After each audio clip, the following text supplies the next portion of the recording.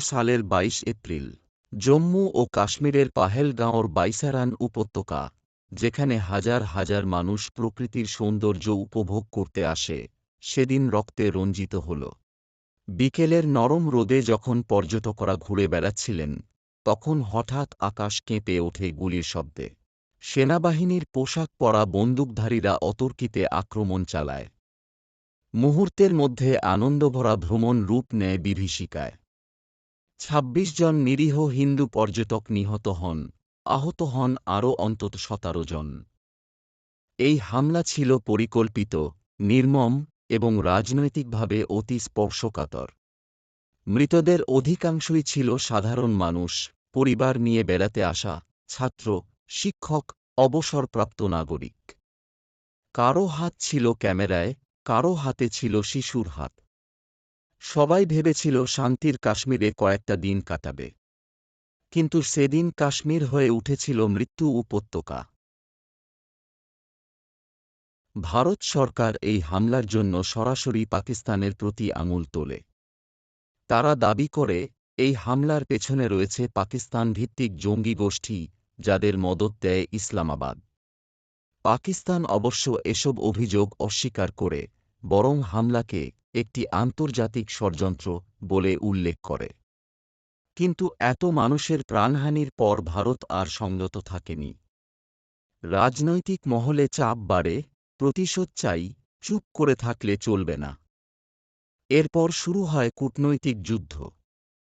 ভারত ইসলামাবাদের রাষ্ট্রদূতকে বহিষ্কার করে, সীমান্তে সেনা মোতায়েন বাড়ায়, আকাশপথ ও বাণিজ্যিক পথ বন্ধ করে দেয়।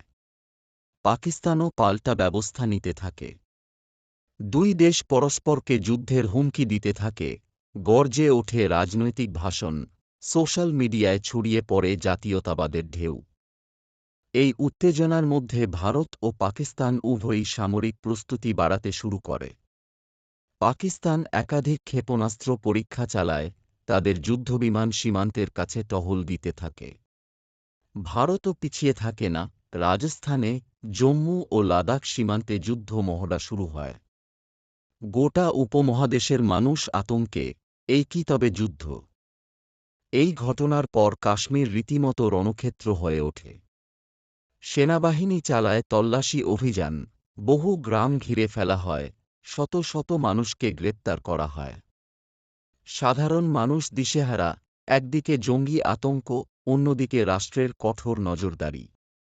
শিক্ষা প্রতিষ্ঠান বন্ধ, দোকানপাট বন্ধ, পর্যটন সম্পূর্ণ বন্ধ হয়ে যায়। কাশ্মীরের পর্যটন শিল্প, যা এতদিনে ধীরে ধীরে ঘুরে দাঁড়াচ্ছিল, আবারও মুখ থুবড়ে পড়ে। হোটেল, হাউসবোট, গাইড, হস্তশিল্প অবন্ধ। বহু মানুষ রাতারাতি বেকার হয়ে পড়ে।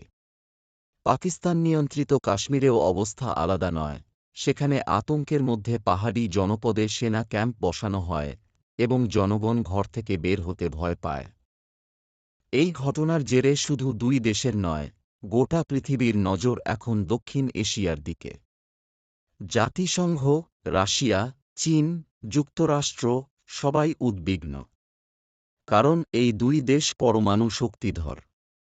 এই যুদ্ধ যদি সত্যি শুরু হয়, তাহলে শুধু উপমহাদেশ নয়, গোটা পৃথিবীর ওপর পড়তে পারে এর প্রভাব। কিন্তু প্রশ্ন থেকে যায়, এই ২৬টি প্রাণের বিনিময়ে আমরা কি শিখলাম? কতদিন এমন চলবে? কবে শেষ হবে এই প্রতিহিংসার রাজনীতি, এই সীমান্ত উত্তেজনা, এই রক্তের খেলা? এই ঘটনাটি আমাদের মনে করিয়ে দেয়, সহিংসতা কখনোই সমাধান নয়।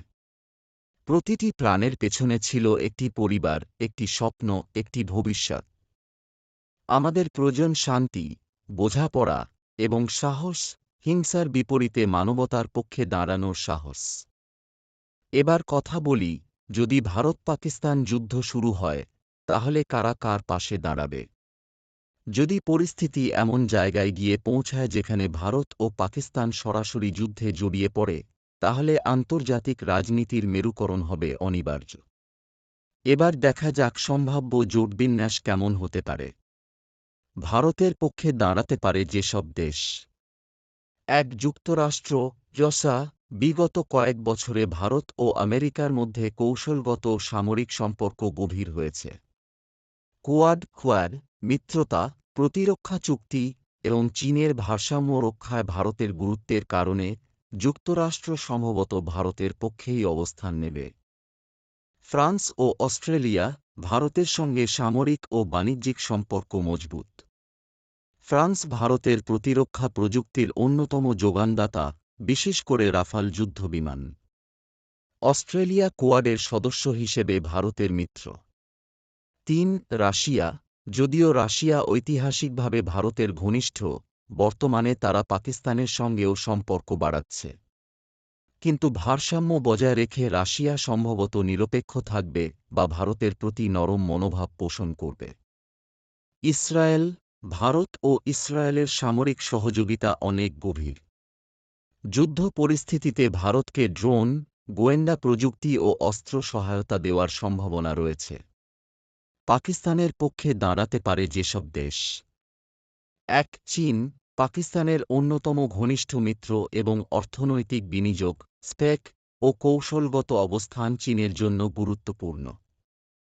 ভারতকে প্রতিদ্বন্দ্বী হিসেবে দেখে চীন পাকিস্তানের পক্ষ নিতে পারে, বিশেষ করে পরোক্ষভাবে অস্ত্র বা অর্থ দিয়ে।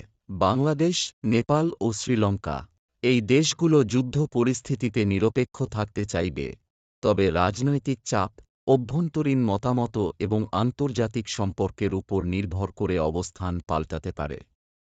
সারাংশ: যুদ্ধ কখনোই সমাধান নয়, কারণ তা শুধু দুই দেশের নয়, গোটা অঞ্চলের স্থিতিশীলতা নষ্ট করে দেয়।